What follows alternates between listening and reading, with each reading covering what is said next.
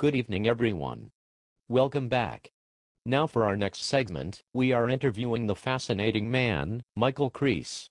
Good evening, Michael. Good evening. Thanks for having me. Michael, we would like to hear about your time on St. Helena Island. Tell us, what was your job on St. Helena Island? Well, I was a warder.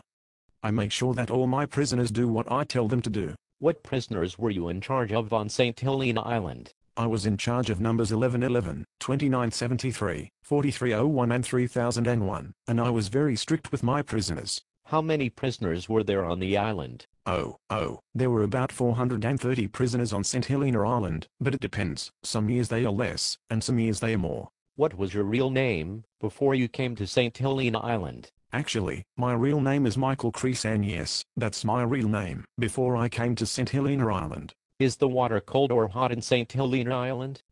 Actually the water is kind of cold for water, and there are sharks in our water, that's why we put a fence around our part of the water. How old are your kids on St. Helena Island, Michael? My son is actually 10 years old, because he actually wants to become a warder like me, but I'm teaching my son right now. How old is your wife, and does she have blonde hair or something else? My wife is 39 years old, and I'm 40, and I've been in St. Helena Island for 15 years and she actually has black hair. Is your child a boy or a girl or both? My son is actually a boy, and he talks sometimes like a girl. What's your child's name? My child's name is Martin and his last name is Crease, so his first and last name is Martin Crease. And finally, Michael, does your child have any clothes on St. Helena Island? Yes, I gave some of my clothes, because my other clothes have gone little, so I gave them to him. Ladies and gentlemen, let's have a round of applause for Michael Crease.